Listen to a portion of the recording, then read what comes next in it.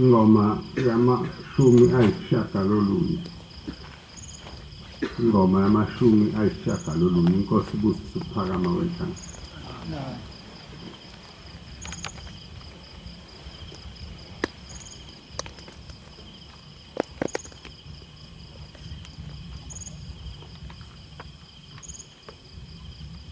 Efikeni wethu kulelizwe lase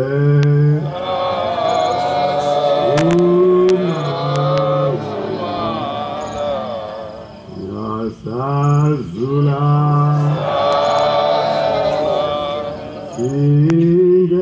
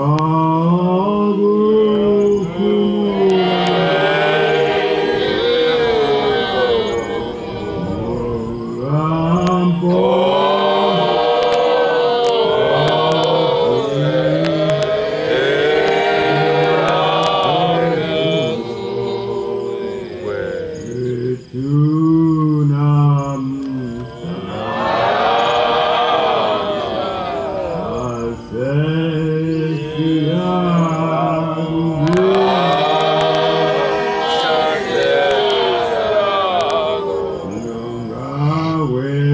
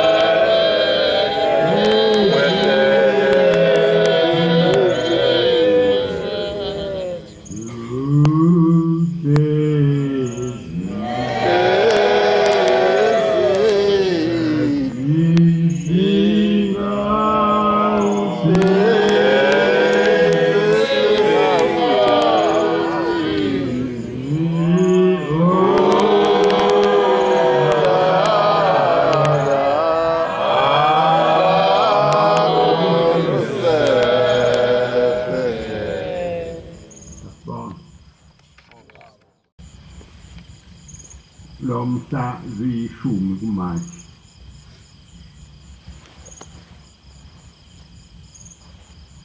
Lithina bantu amaNazaretha abalandela uShembe luyinto enkulu kakhulu ngoba noma singazi ukuthi uShembe wayezalwe zingaki izinsuku ngamfunyaza, kodwa lolu suku kithina luyafana nosuku lokuzalwa kwakhe uShembe. Ngoba wayengaziwa muntu lungakafiki lolu suku, kodwa lwathi mase lifikile kwafika into enkulu kakhulu, kwafika indaba enkulu kulelizwe lakithi laseZansi.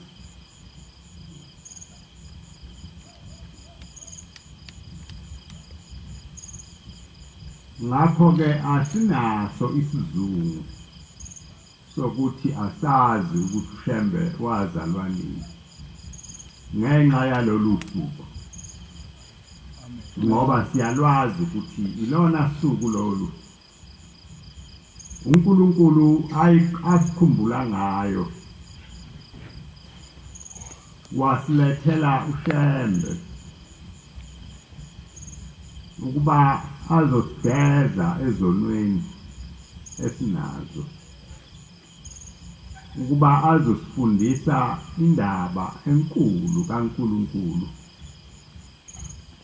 indaba ekhuluma ngenyama yedlule ikhulume ngomphefumulo womuntu, ukuthi njengoba sikhona nje sizelwe asiphileli okwasemhlabeni kodwa. uShembe wafika abantu abaningi la kulelizwe sebenqabile bathi cha, thina asinakuyilandela inkolo, ngoba inkolo ifike nempi izolwa nathi, isephuca konke kwethu. Asazi ukuthi lokhu esephuca khona koneni, kodwa laba abantu abafikile abakhuluma ngenkolo bathi asikhumule izingubo ebesizembatha, konke nje okwethu obekwamagugu ethu, nokubi nokuhle babekwenza kufane, babengahlukanisi. uShembe phela othe uma efika naleli ivangeli lakhe wafike wakwehlukanisa, wathi bantu abami uNkulunkulu akakufuni okubi, wayesethi lokhu okuhle kugcineni, ukwembatha kwenu akunacala akunasono, nokudla enikudlayo akunacala, ukuphela yekani ukudla izilwane ezingajabulile, inselo nezingethisi, yekani ukudla izingulube, yekani ukuphuza utshwala. Wathi abayeke nokubhema ugwayi. Ngalesi sikhathi-ke wawungakandi lo gwayi osubhenya manje usigarethi, abantu babebhema nje umdloti lo wawugayo.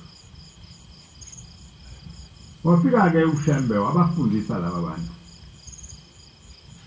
bathe mabezwa abantu abaningi nabanumzane nje bakulelizwe lakwaZulu ukuthi kukhona umuntu othi abantu abeze nejwaba namabheshu bazokholwa, abangayikholwa leyo nto, bonke bafisa ukumbona ukuthi unjani wenziwa yini mayikhuluma ngaleli ivangeli yena ehluke kulaba abafike kuqala bathi akukhunyulwe idwaba namabheshu. Nempela ke kwasho ukuthi kwakungumuntu okhuthele kakhulu eyikhuthalele le ndaba kaNkulunkulu engalali ehamba usuku nomini ehla enyuka lonke lelizwe lakwaZulu walihamba waliqeda. Ayikho indawo angafikanga kuyo mayizikhona zimbalwa kakhulu zingcosana kakhulu, kodwa eyiningi indawo wafika kuzo ehamba ngalo leli vangeli eshumayela lona ethi abantu abalandele uNkulunkulu, ethi abantu abahlanzeke, bafundisa nokuhlanzeka nje kwenyama nokuhlanzeka kwengaphakathi lakhe umuntu. Wathi abantu bazigcinele umbuso ozayo, bazigcinele ukuba mabehamba emhlabeni baye kuNkulunkulu. Zonke lezi zinto sezenzekile isikhathi eside kakhulu ngoba iphelile iminyaka eyikhulu uShembe afika kuleli zwe.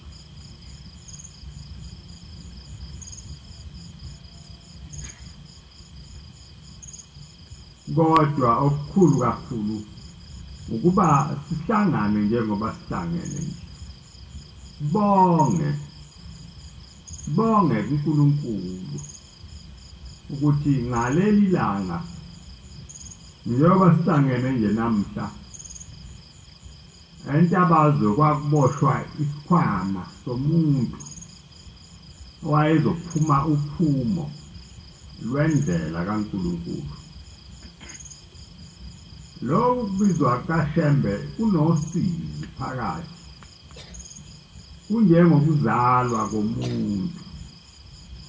Uma umuntu efika emhlabeni kuyaye kube khona ithemba nokuthokoza, kodwa eduze kwalo lelo themba kube khona uvalo nokwesaba kanye ngoba akwaziwa ukuthi kuzawukwenzeka kuphi, noma lo muntu ozayo uzawuphila noma akazuphila, noma unjani, noma jabula nje sijabulela isilwane esingasazi ukuthi sothi masifika la emhlabeni sibe njani.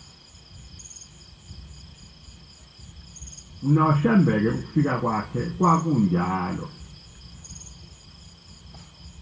Lapha ayephuma khona kwakunosizo olukhulu.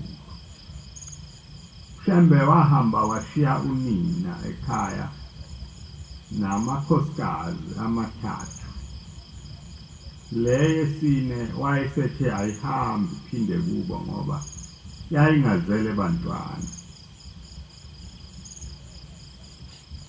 Eshiya iy'ngane zakhe eziyisithupha nesalukazi esiwunini. Laba bantu benosizi kakhulu ngoba babengamazi ukuthi uyaphi. Kwakungekho muntu owayembhalele incwadi wathi akeze uyomhlangabeza esiteshini esithize. Waphuma nje wahamba kungaziwa lapho yakhona. Base bekalile abantu ukumbiza ngohlanya ngoba bethi lokho akwenzayo abakazi bakuzwe ndawo, ukuthi indoda ingashiya abafazi bayo, ishiye unina, ishiye umuzi wakubo, iye ezweni engalazi, kungekho ukuthi ithatha ijoyini mhlawumbe lokuyosebenza ezimayini njengoba bonke amadoda enza. Kodwa leli zwi elalibiza uShembe lalinamandla kakhulu, lalinamandla ngaphezu kokucabanga kwakhe. Wayeyathi noma ecabanga cabanga kwakhe kungabi lutho kube yize uthi zonke izinto ayithanda zasemhlabeni zifithale engqondweni yakhe kume lona nje lelizwi kuphela elimbizayo waze wavuma-ke waphuma-ke ezweni lakubo ngalolu suku njengoba sihlangene nje ilanga aphuma ngalo leli waze wehla la esiteshini saseThekwini ngakusasa ngomhla ka-10 ngakho-ke angazi ukuba unina kaShembe usekhona ngabe wenze njani yena thina siyathokoza ngoba safikelwa yinto enhle kakhulu kodwa yena njengoba sithokoza nje wayesosizini olukhulu engazi noba umntwana wakhe uyophinde ambone yini noba njengoba ehamba nje sekugcina kwabo kuphinde babonane lezi zingane ezingaka nalabo nina bayawusala benze njani yena uyawusale abenze njani uyawubonda ngani laba bafazi bomntanami uma bethatha isinqumo sokugoduka baye emakhaya nalezi ingane ziyawukhula zibe njani ziyobe zisazi yini ukuthi zayizalwa uShembe owayenjani usizi-ke lolo olungehlela noma yimuphi umfazi ozele naso lesisalukazi esizala ubabamkhulu sasikulolo sizi abantwana bakhe babe bancane kakhulu bengazi ukuthi kwenzekani kodwa ogogo laba babe sosizini ongalwazi bakukhona emqondweni wabo ukuthi kuzawusa kusasa ayisole abuye noma uzawujika esiteshini angabe sasigibela lesitimela esiya eThekwini njengoba eseshini kodwa akuzange kwenzeke lokho basala laba bantu baphila akekho waziyo ukuthi babephila ngani kwaze kwathi ngo-1913 ngoDisemba sekusondele nje uKhisimusi baba mkhulu wayesethuma umlangeni ethi akahambe ayobalanda eNtabazo nomlungu lo ayakhe endaweni yakhe esebaxoshile ngisho lo ukuthi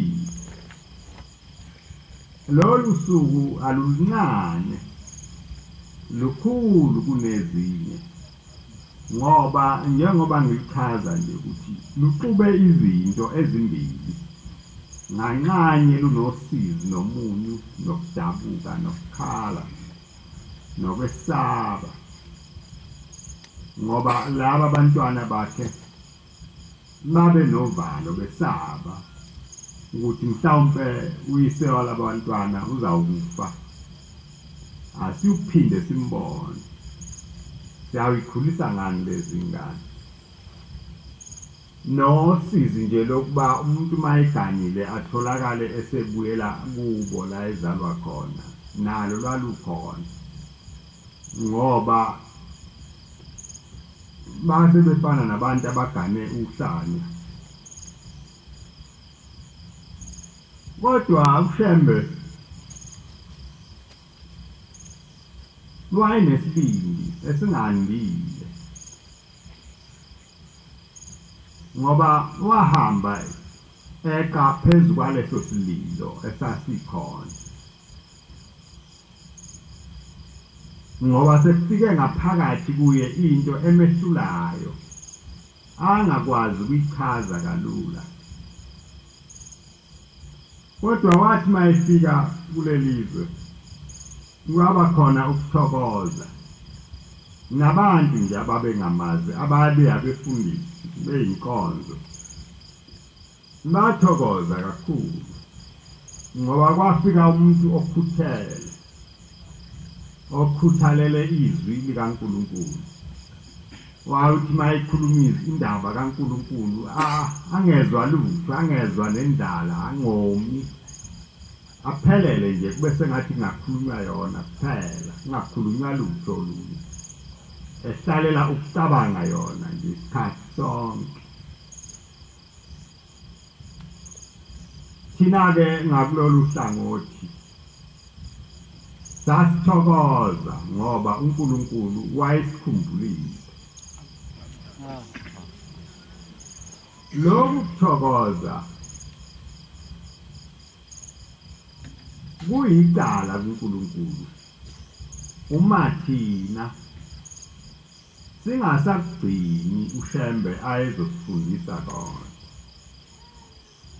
Noma singathokoza kakhulu kangakanani, kodwa uma siphambuka emfundisweni kaShembe, ukuthokoza kwethu kuyize akulutho, kuyinto nje engenamsebenzi. Ukuthokoza kwethu okuhle ilapha sizawuthi masithokoza sithokoze siphelele nangaphakathi enhlizweni zethu sazi ukuthi lokhu ayezosifundisa khona uShembe sikuphethe kukhona la ezandleni zethu akusiphunyukile.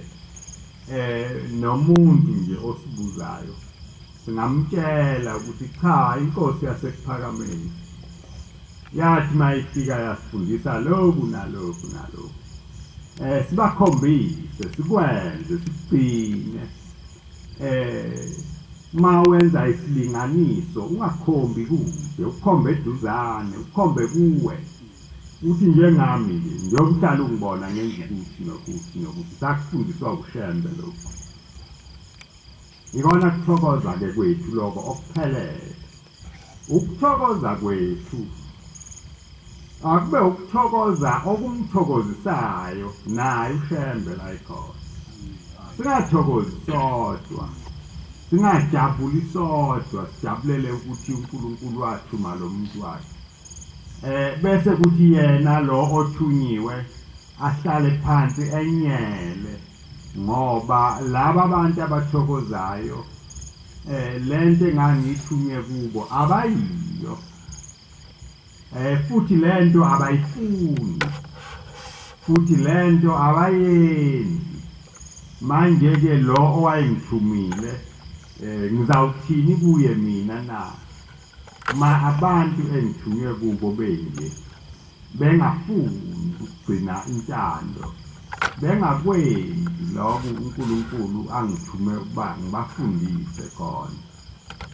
Indaba enkulu ke leyo, indaba enkulu kakhulu ekuthokozeni kwethu ukuthi njengoba sithokoza nje ukuthi uNkulunkulu wasithumela inkosi yasekuphakameni simiphi ukuthokoza kwethu sijabulela kuyiphi indawo angakanani amabili okungcola esimi phezulu kwawo njengoba sithokoza yena iso lakhe libukaphi noma mhlawumbe libuka ebusweni bethu obuqhaqhambileyo noma libuyelehle liye inyaweni bese libona ukuthi hawu lokhu buso kodwa bumi endaweni engalungile noma ngemva kwethu kukhona izinto esizigondile nesizifile ezimbi ezisingolisayo ezenza ukuthi lokhu kuthokoza kwethu kungapheleli kuNkulunkulu. Sengathi ke uma sibiziwe kanje singahlala njalo sizifuna ngomoya sizikhokhele ngoba ukujabula kukaShembe kunye ukuba sitholakale siloku ayezosifundisa khona. Sesingathokoza-ke emva kwalokho sijatshuliswe na ukuthi ubaba uyathokoza naye ngathi. Singathokoziswa ukuthi wafika ezosikhulula ematetangweni amaningi ayekhona esibophile emhlabeni bese kuthi intando ayiphethe ezosifundisa yona utholakale ingekho phakathi kwethu ngoba lokho ukhombisa ukuthi singabantu abangekho awungeke ubabalele ndawo uzawuthi mawubabala uthi ubalani benzeni yini abayenzile eyenza ukuthi mawubabuka ubone befanele ukujabula mhlawumbe ukuba bajabule ngabe kungcono kakhulu kunokuba bajabule ngoba intando abayenzi intando abayigcini intando abazimisele ngokuthi bazikhathaze ngayo into ekude nabo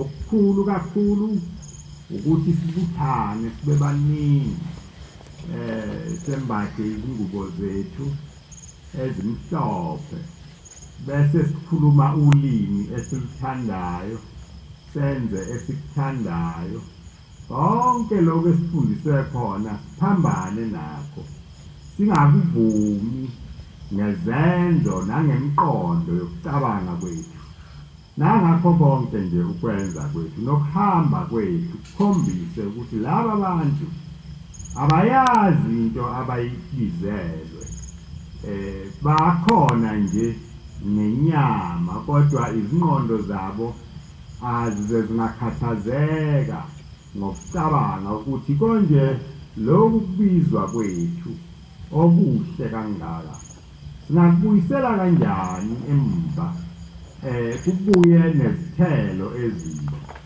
iyodwa indlela eyokuba sizame sonke ngabanye ukuba siphelele njengoba isihlabelelo sethu sisho sithi angije nawe baba ngiyawuzama ngiphelele le nkonzo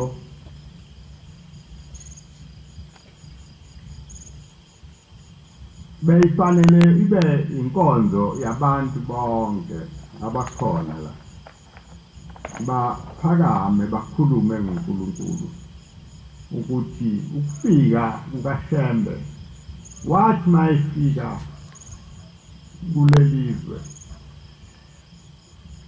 kwaba njani ngoba uShembe wafika ezindaweni ezehlukene wafika emizini yabantu wafika ezindaweni zabantu wafika abantu benje wafika beboshwe yiloku naloku bakhululeka ngiyathanda-ke ukuba abantu abanakho abangakusho baphakame bakhulume ngendaba yokufika kukaShembe kulelizwe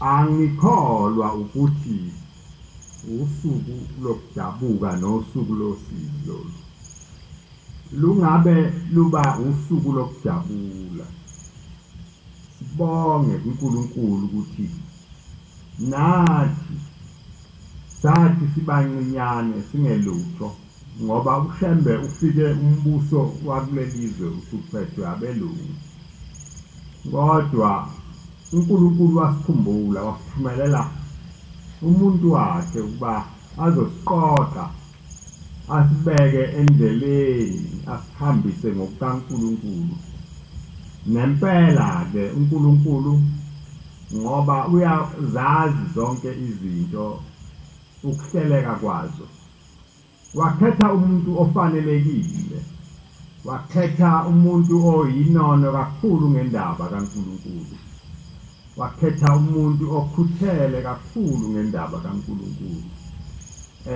wafana nomama wethu wasincelisa lolu bisi lwasezulwini manje-ke sifanele sikhulume lokho esikwaziyo nalokho esakuzwayo ngoba phakathi kwethu abasekho abantu abambonayo ubaba mkhulu isikhathi sesiside kakhulu ngoba wahamba ngo-1935 isikhathi sesiside kakhulu kodwa siphuma kubo abantu abambonayo.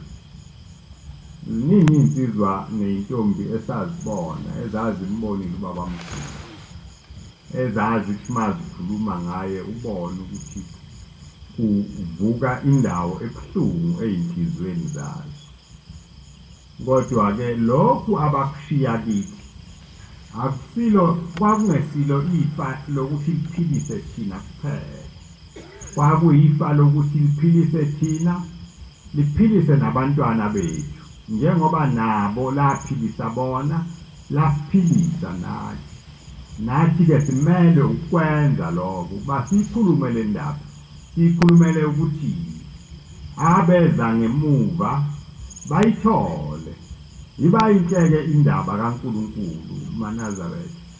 Uma niyikhuluma ningayiyolisi, nimayibaba niyikhulume ibaba injalo, ma imuncu niyikhulume nobumuncu bayo bunjalo, ma imnandi ibe mnandi, kunokuthi uyengezele ngezintwana ngoba mhlawumbe uthi uyenza ibe yinhle kanti sewuyayona, ngoba uma uyenze njalo nabanye beqhamuka bayenze njalo iyogcina ingasaziwa ukuthi yayinombala onjani.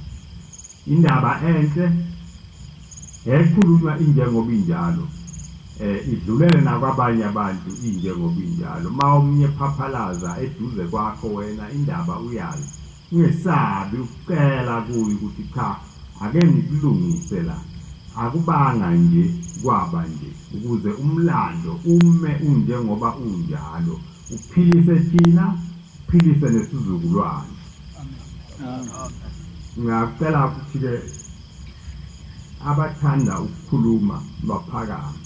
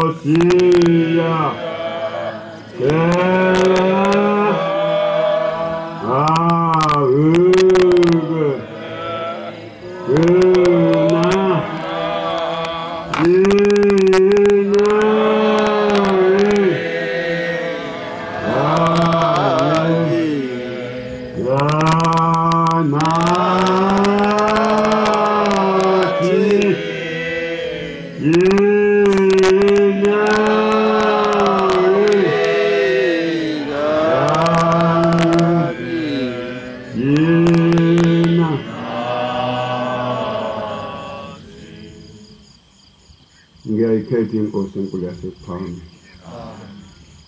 Manazaretha siyabonga. Hlaleni sobukhosi ukunikwa ithuba lokukhuluma phambi kwaNkulunkulu,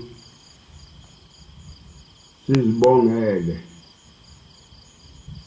nendaba enkulu eyafika phakathi kwezwe lakithi.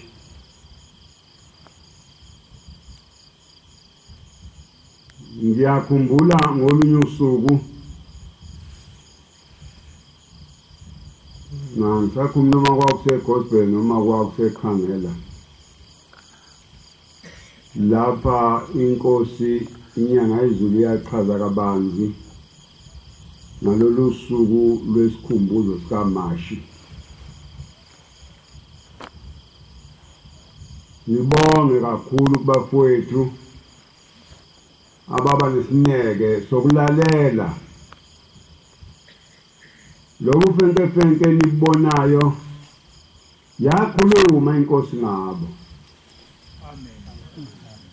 Yathi Manazaretha kuyinto Manazaretha ukulalela, into enhle yonakala abanikazi bayo, futhi iba inhle kakhulu kubanikazi bayo uma belalela. Ithi Manazaretha lolu suku akulona usuku lokuhlupheka, nisani ukusokola nizile, kwaqala kwabaswa kwenziwa lutho ngoMashi kade eside kakhulu yasi inkosi isihlukanisa lezi khumbuzo yayisithi ngisho esikaMeyi uqobo sesiside kakhulu isikhathi aseyacelwa amaNazaretha ukuthi angenzi kube usizi ikhumbuzo azisa ukuba usizi yathi-ke ukuba ningabantu abacabanga kahle ngabe nilingisa amaSulumane ngosuku lolwesikhumbuzo nihlobise umuzi naphambi kwesihlalo sobukhosi kubonakale ukuthi usuku lolu olwenza le ndaba enkulu kube usuku lapha nikhumbulana khona niphane izinto ezinhle niphane amahembe okugqoka niphane ingubo zokugqoka niphe nomkenu lokho engingabathengela khona ngosuku lolu lwesikhumbuzo sikaMashi ngoba yusuku oluhle lapha nathola khona into enhle iwona Khisimusi wamaNazaretha. Amen. Lo indaba enkulu kanjalo-ke lolu suku esikulona ingathi uNkulunkulu angasisiza singakhohlwa ngoba sanikwa kwavela into yethu thina amaNazaretha enkulu okumele uba siyiphathe kahle silungisele izizukulwane ezizayo zifunde njengoba sibuthene namhlanje sifundise futhi thina esikhona ukuthi inkonzo yalolu suku iqala namuhla wonke umuntu sikhumbuza nti lolu suku siyabuthana ntambama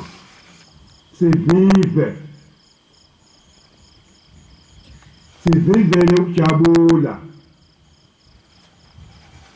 nempela-ke lolu suku olwafika kobaba bethu yusuku ababengalwazi ukuthi luyawufika kodwa kwaba uthando lukaNkulunkulu mhla uNkulunkulu ethi Shembe namhla ngikhumbula indlu kadinga nosenza ngakhona ukuba ngiyibuthe ekuchithekeni kwayo ngiyenze ibe isizwe esinento enhle inkolo yaso ngoba kwangahlukanisiwe kahle ukuthi amaNazaretha wona anani into enhle njengoba amaKristu onke kunensuku zawo zawo-Good Friday nakho konke abadumisa ngakho kodwa amaNazaretha abengaqondisiwe ukuthi yini wona eyawo enhle ayidumisa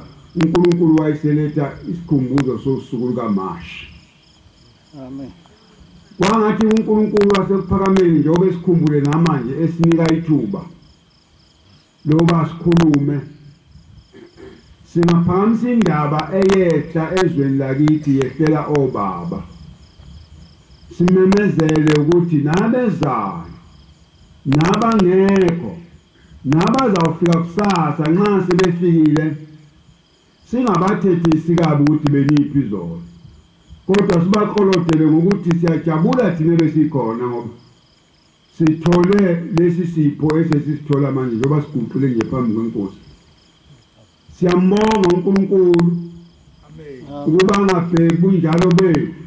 Siyambonga uNkulunkulu ukuba angasho futhi ukuthi bapha abanye abafowethu asibone sifanele banaphume eze phakathi wethu ngoba uma bengaphumile besizawudumala thina esikhona sithi awu uNkulunkulukazi aphuma kusenzela into enhle efika kanye ngonyaka njengoba besho nabantu bethu uKhisimusi ufika kanye ngonyaka.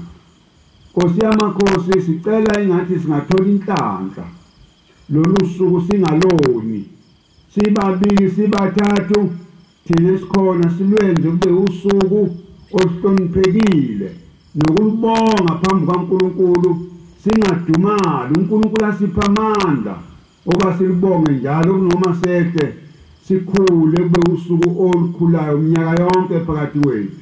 Siyabonga Nkosi yamakhosi. Amen.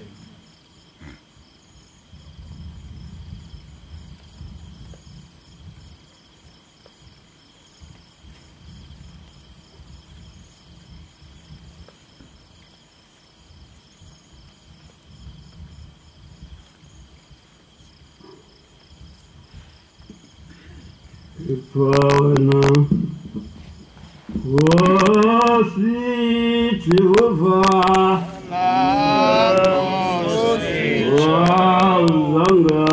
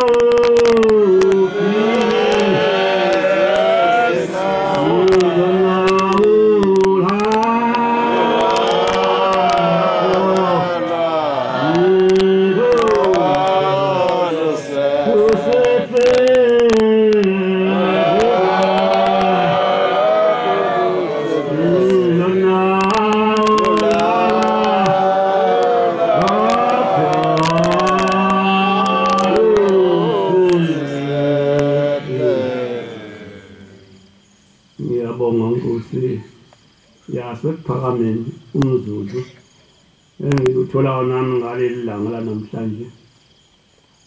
Ingqondo yami baba ebilahlekile ngoba bengithi mangivala amehlo ngivula awamphefumulo ngingaboni ukuthi lelanga lizoba njani namhlanje.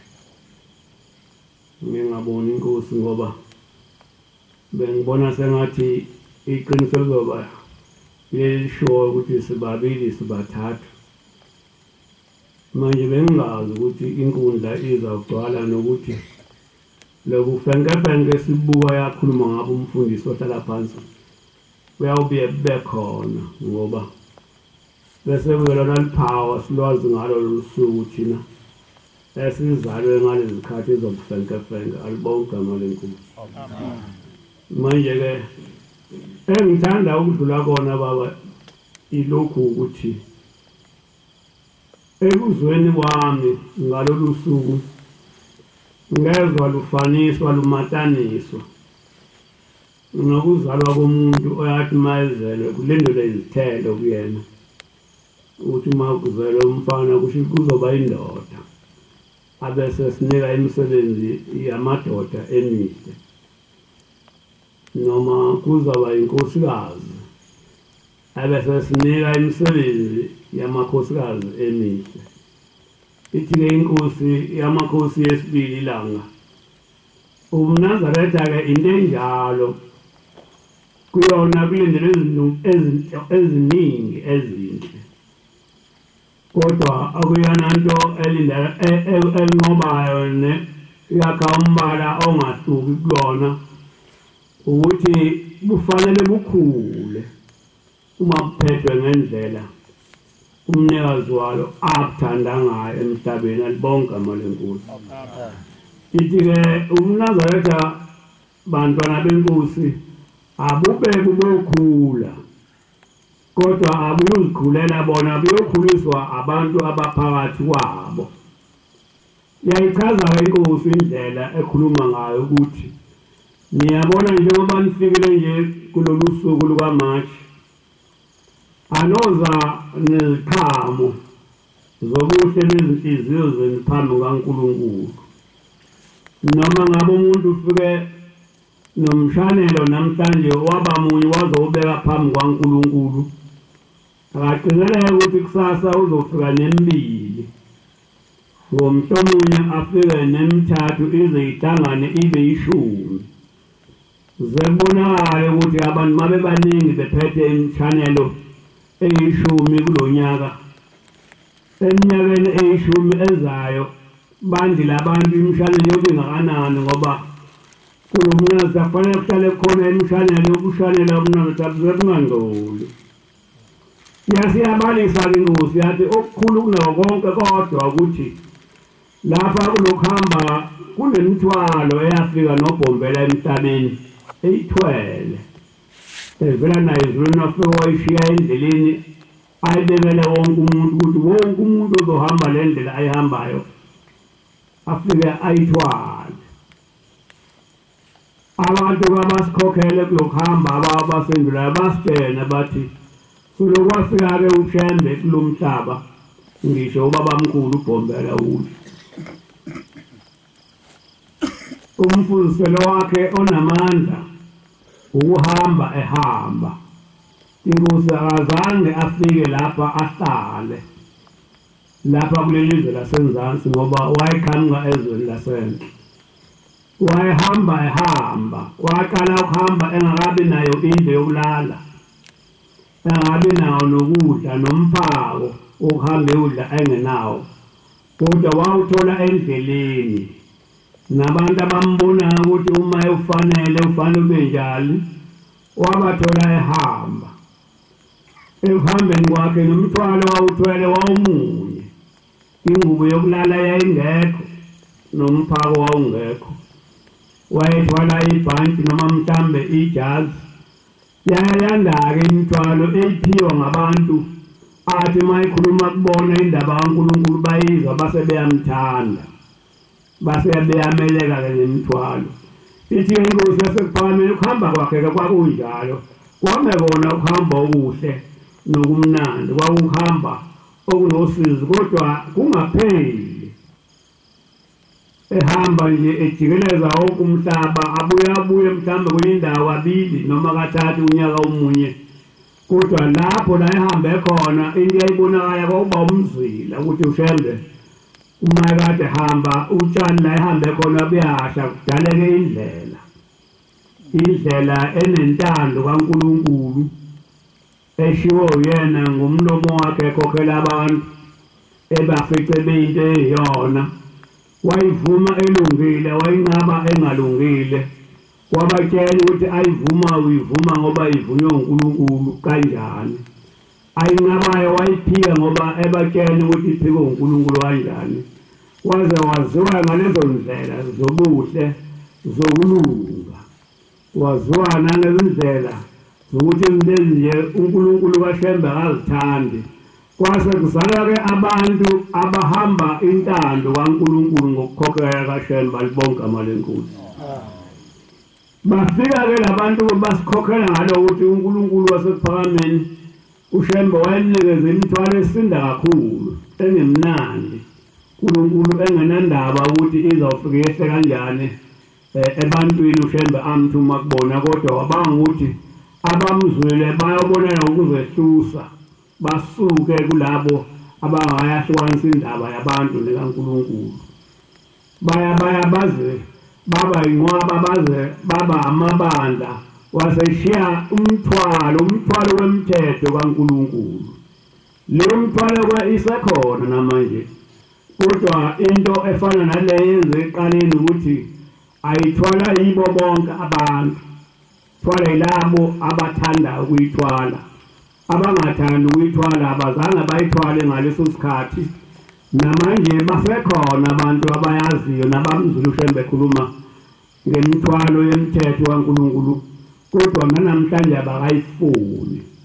nanamhlanje akayithathi nanamhlanje isabethula nanamhlanje basayethuka nanamhlanje basayenza ihlaya bayenza nenhlekisi izinto lezo eziqhamuke uShembe ehamba ekhuluma ngomlomo akazange abheke phezulu kwezingilozi uzomenzela umsebenzi izingilozi zazithunywa uNkulunkulu kuyena akhulume nazo aphindise imiyalo emuva kodwa yena umthwalo wayithwele kwabo wezwi kaNkulunkulu ekhuluma nabantu ngaye ebakhokhela bavuma bambalwa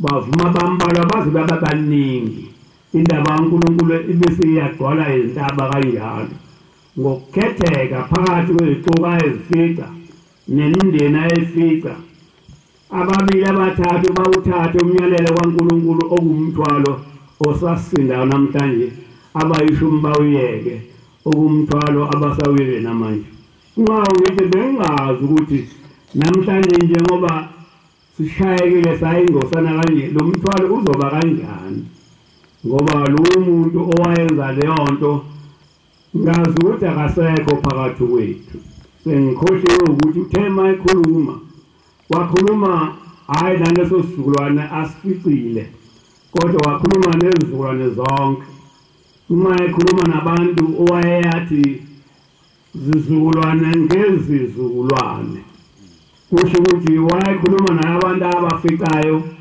nabantu ayazi ukuthi bazosala lawo bantu kuze kufike kulezizukulwane sikhona ukhulumile nathi imiyalezo yakhe siyificile kungako sikhona nje sinesibini sokuma endaweni asuka ekahambe kuyona kodwa lokhu kakhulu engicabanga ukuthi fanele ngabe siyakubonga namhlanje bantwana benkosi ukuthi nakuba emzulwane engikhuluma ngazo zawo baba bethu nababamkhulu bethu zadlula noShembe ngala kwesakhe isigodi uhambe eba isizukulwane ngezizukulwane namhlanje sasilindile alibonke igama lenkosi iyona ke leyo nto engicabanga ukuthi ivusa ithemba ukuthi kunalezi abusozo baphela bayophela abantu ziyophela izizukulwane kodwa uma esekhona yena njengoba eshilo ukuthi ngohamba ngibuya ngishintshe amabhanti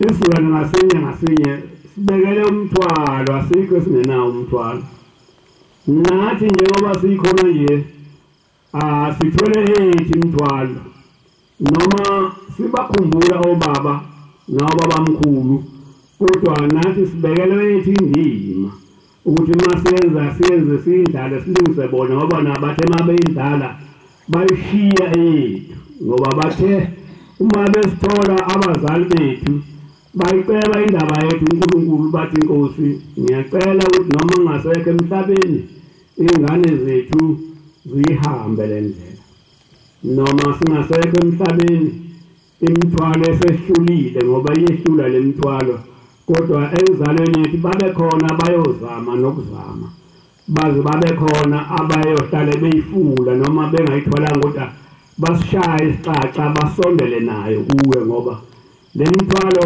uShembe mayebeka emhlabeni uthe imithwalo yasezulwini wathi akuyona imithwalo yokubukwa ngabantu noma bayijombe noma bayiqe noma ngolimi lwanamhlanje bayidoje wathi imithwalo umuntu ozofuna alingise inkubabulongwe isilwane esisakha umzwaso ngobulongo ube mkhulu kunaso ma usibuka sihamba nawo sokudinga bayisithombe esihlekisayo kodwa sishenga impotho phezu kwaso kodwa inhloso yaso ukuthi uye lapha sifuna khona okwakha khona nathi-ke masisithole isibusiso senkubabulongo ukuthi nakuba nemithwalo kabhombela isinda noba yabasinda obaba eminye ayengasisindi le yasinda obabamkhulu thina nawobaba thina ze avuka amathemba ukuthi lesehlule nathi ngoba ikhona ezawusehlula nesehlulayo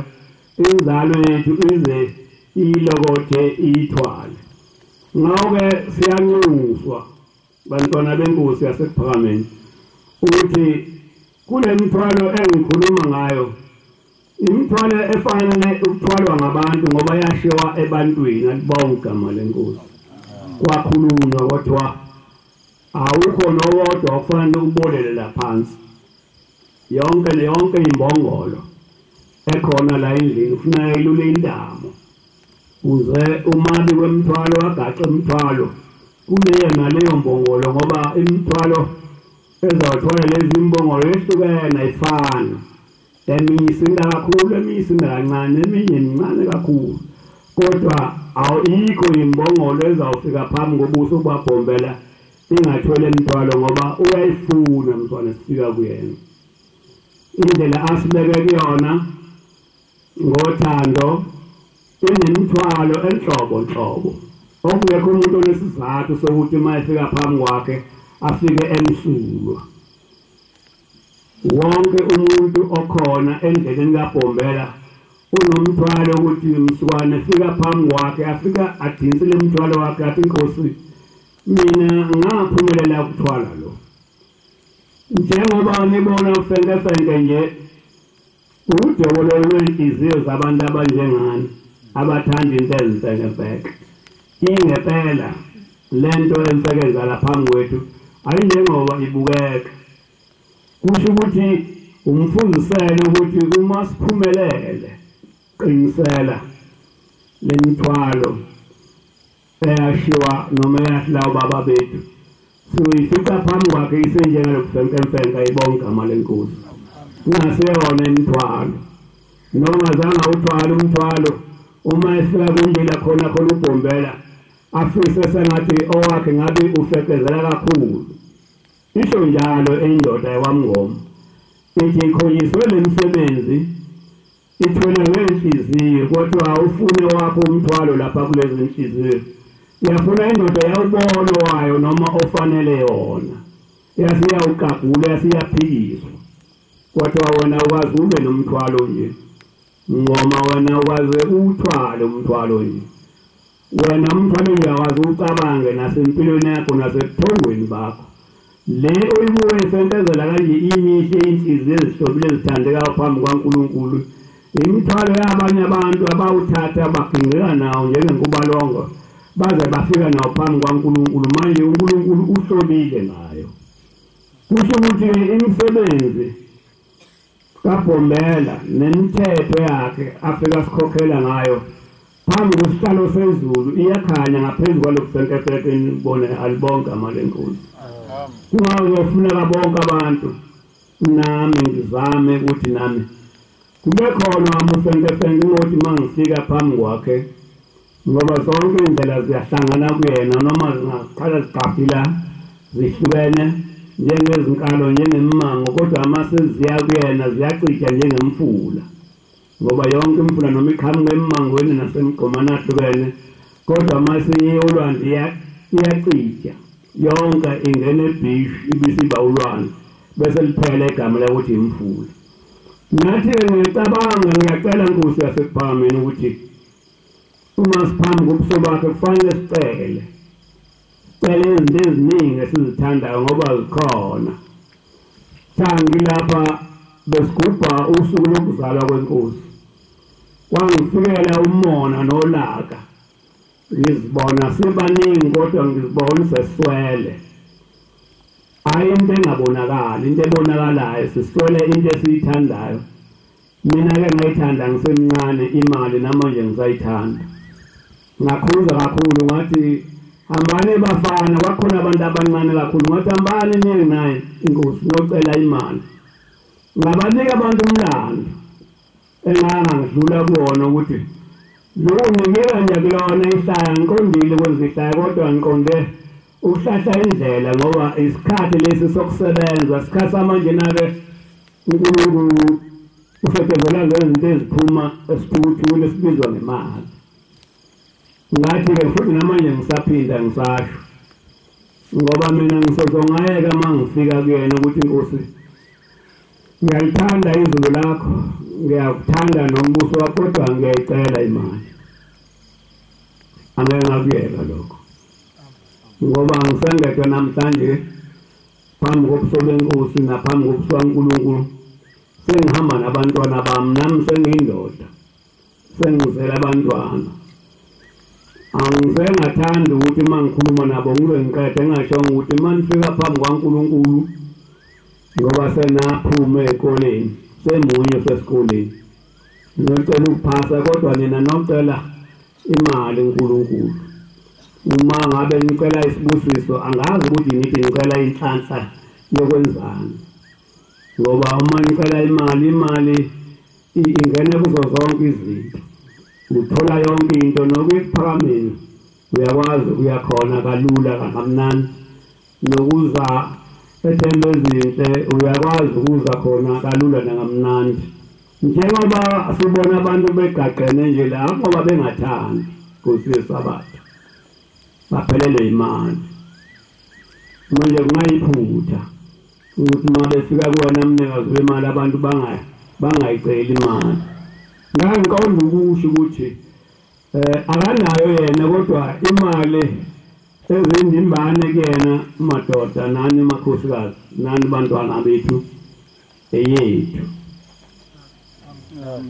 bekwa imbali kuyena bese usho ukuthi ufunani imbali ke inomlando omude kule khangazi ukuthi uShembe nizwile into wayeyithanda imbali kodwa mina imbali ngayibona mzwane uma engenawo utiki ukuthi angiyoxhawula kumkhulu mzwane engenayo uzukwa ukuthi angiyoxhawula kumkhulu ichalakala leyo mihla empilweni yami kwakuphasa esikoleni ayikho into engangayifundisa ukuthi bofuthi ucela isibusiso noma inhlanhla kwafuthi bocela ukuphasa cela lokuphasa ke ngaze ngaqeda ufunda ngicela ukuphasa ngaqeda ukufunda ngathola umsebenzi ngase ngithola imali kodwa ngathola imali encane yilento eyangixabanisana ngoba ngahlala ngimuka ngilengimntshontsha kanti ngizomzuma ngelanga ngimfice kade sisobabili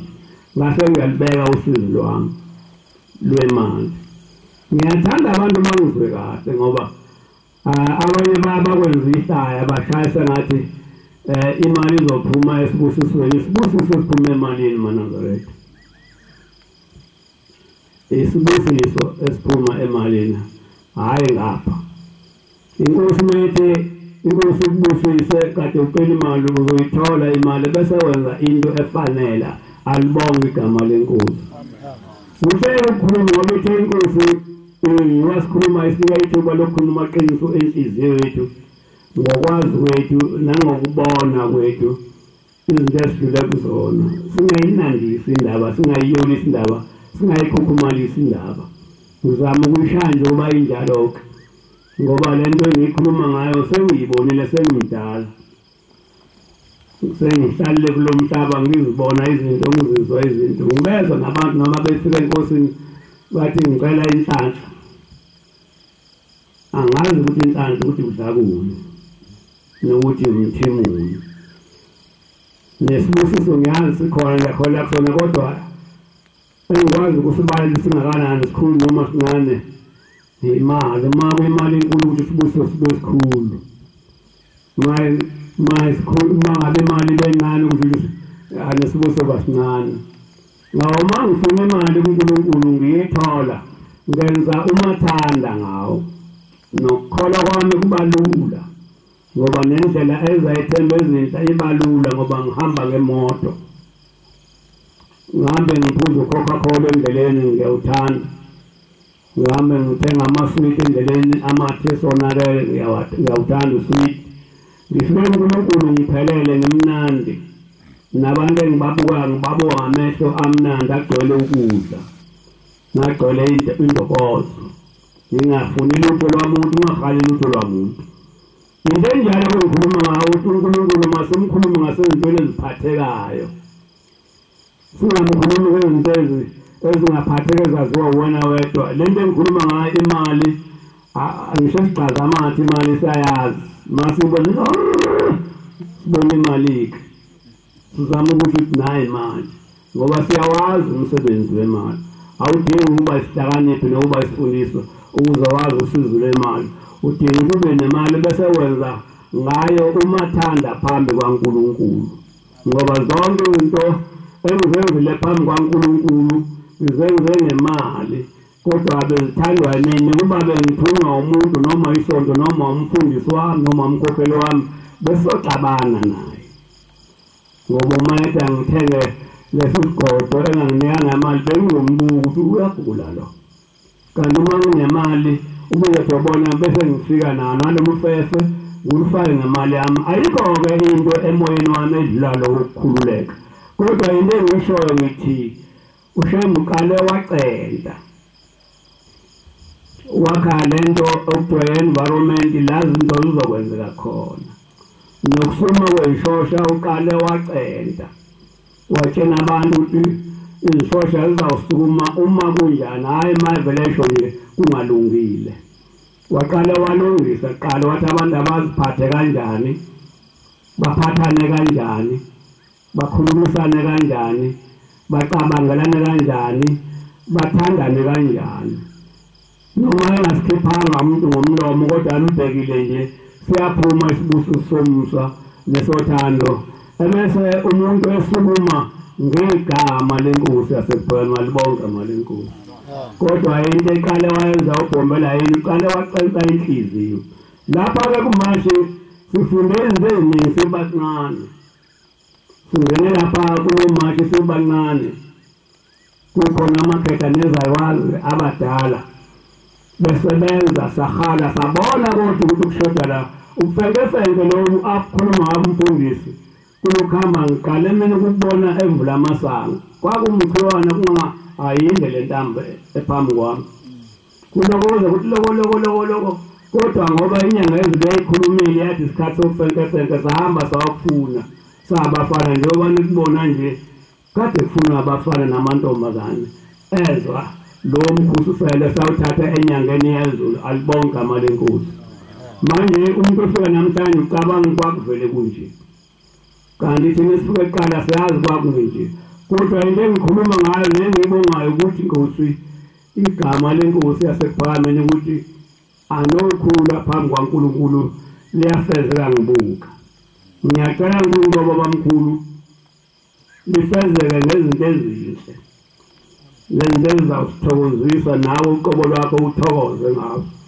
uma ubona sithokozelana sisodwa sihakana ngothando sisodwa size nawe kuwena bese sishiya ukufenkefeke nje ngiyabonga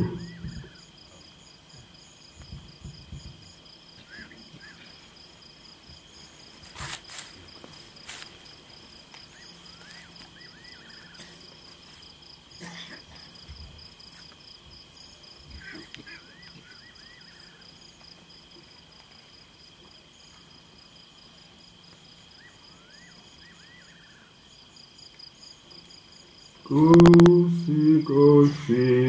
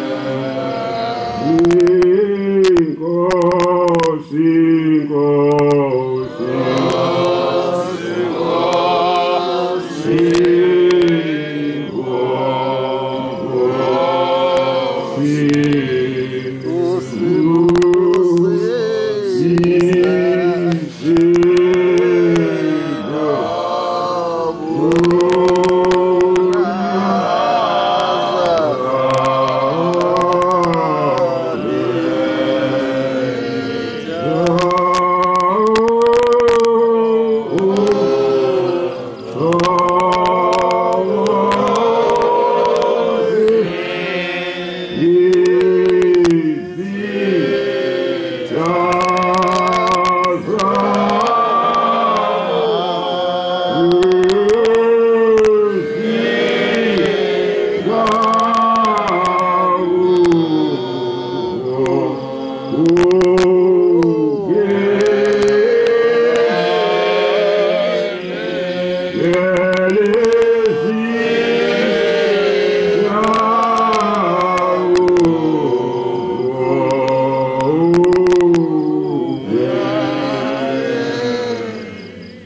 Ngiphakama nokuyikhetha inkosi yasePhane. Siyabonga kakhulu esihlalweni sobukhosi isabelo esabelwe sona sokuba siphakame sikhulume ngalobu buhle uNkulunkulu wasephakameni owabuletha emhlabeni. Lolu suku njengoba inkosi kade ibeka ukuthi lwalunosizi ngakolunye uhlangothi linokujabula. Miningi imizi olwathi uma lifika lolu suku yakhulula emaketangweni. Okwakuyokuthi ukuba lwalungafikanga lolu suku kuba uNkulunkulu wayengalehlisanga waliletha emhlabeni, mhlawumbe leyo mizi yayingasoze ikhululwe ebugqilini nasemakatshangweni eyayiboshwe ngabo. Ngakho-ke lobufenkefenke sikubona namhlanje bubufenkefenke obukhona ezweni lonke leli lakithi okwathi uma ufika kuNazaretha uNkulunkulu waletha ubuhle basezulwini. Ababa lenhlahla kubaba bemukele nezithelo zabo bazidlile nanamhla basazidla.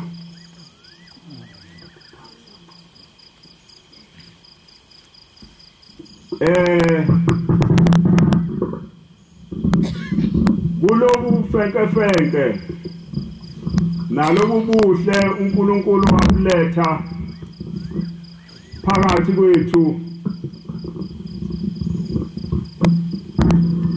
ingathi nathi ezweni lakithi nasemzini kababamkhulu uNkulunkulu wathi uma efika lo wasephakameni wafike sathola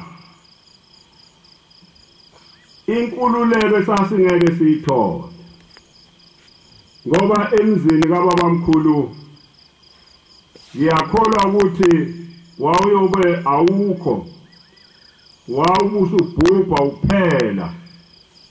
Kodwa kwathi ngokufika kokuzalwa kwalolu Nazaretha, kokufika kwenkosi yamakhosi, wafika umuzi kababamkhulu wakhululwa. Bathi uma belanda abasizalayo bathi yathi uma ifika inkosi yamakhosi uGagane lokubathiya lo lapha ezweni lakithi eNdlunkulu yakwaZulu esigodlweni sakwaDlamahlahla, ngoba babeboshiwe besemekatangweni bengazi ukuthi bazokhululwa ubani. Basebezwa ukuthi chabo ukhona umfundisi olapha ya uyabasiza abantu. Ngalokho kukholelwa uma abantu sebehluphekile baye basheshe basukume. Bathi-ke basheshe basukuma, ubabamkhulu wathi mfana akuthathe umakoti banikhuphuke niye kuloya mfundisi kuthi uyabasiza abantu. Base beyakhuphuka ubaba nomama sebeyakhuphuka beyakhona lapha eNdlunkulu. Bathi uma beyifica inkosi yamakhosi yathi bantu abami ngeke nginisize ngalutho lapha, kodwa likhona iqhokovana amadlangana enginawo ngale ngasoSuthu okuthiwa kuselinda, hambani niye khona sizawuficana nani khona. Ngithi kulesikhathi lesi kwakunyaka ka1931 uma ngicabanga. Bathi-ke lempela-ke abazali bami ngoba babehluphekile bashona khona-ke baye bafika kule ndawo uma usuka ekhaya uya khona cishe ku-25 kuya ku-30 kilometers ukuya khona. Baye bafika kwakusahanjwa ngenyawo-ke kwakungekho izinto zokuhamba.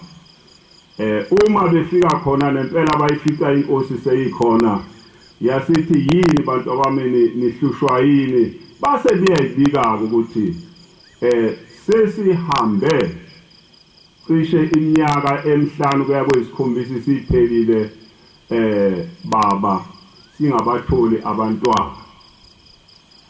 Sihlushwa ukuba sidinga ukuba sithole abantwana.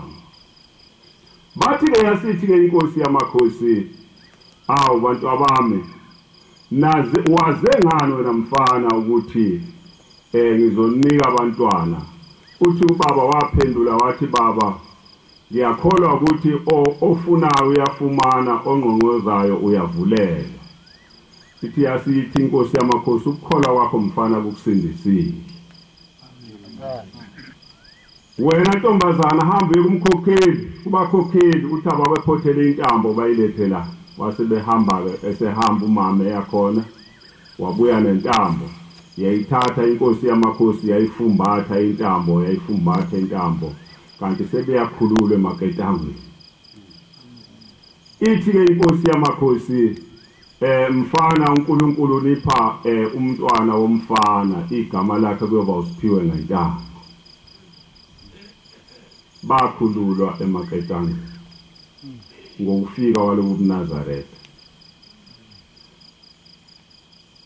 Isithi-ke inkosi yamakhosi, wena mfana ingabe nisangena kule yandle nilala kuyo, inemithi emibi.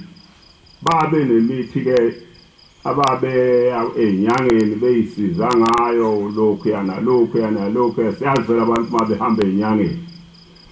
Animothi uma nifika ekhaya nithi abakhiphe yonke imithi ekhona kule yandlu, ibisi yasindwa kade baningene khona. Uthi-ke ubaba iyaphinda futhi inkosi ithi, wena mfana ungabusaphuza utshwala. Ngiyethemba ukuthi le nsizwa yakithi yayiphuza utshwala.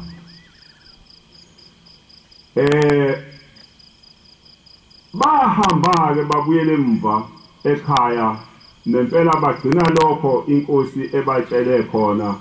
Uma befika ekhaya kwahamba isikhathi, yasiyavela indaba ukuthi umame useyayisola.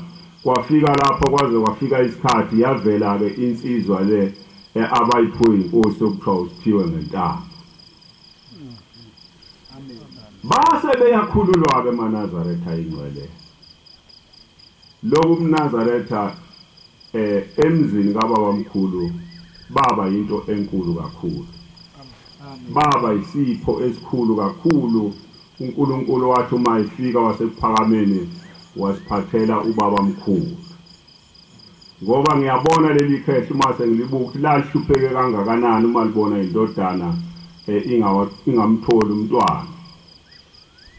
Kanti bobabili obaba ngokwelamana kwabo babe ngabatholi abantwana. Lo mncane-ke ubaba kwathi uma elayelwa khona kazange uze wahamba emhlabeni ngabatholanga abantwana. Sase siyavela-ke sonke sesilandela-ke emveni kwalokho. Umame wathola insizwa eziyisithupha. Eyesithupha yayiyiwele nenye. Ngingowesine kulezo nsizwa lezo. Amen. Okumanje zisele zimbili, seyihambe zonke lezi ezine, sisele sibabili. Eyoqala nale engithi ngeyesine. Iloko mnandi esibukayo nesibongayo uNkulunkulu wasephakameni. Ukuthi mningi imizi okwathi uma kufika uShembe yakhululwa. Eyayingeke ikhululeke ukuba uShembe wayengafikanga emhlabeni. Nezwe leli lakithi uqobo lwalo lifike lakhululwa ngokufika kwalobu buNazaretha. Njengoba sihlale sisho ukuthi inkosi yamakhosi yathi uma ifika yabhala ukuthi lelizwe lizawukhululwa emakatangweni oba liphathwe ngezinye izizwe libuyele kubanikazini. Siyezwa ukuthi uma inkosi ilapha emzini wenkosi weSilo kwaDlamahlahla iSilo ngaleso sikhathi kwakuyisilo uSolomon.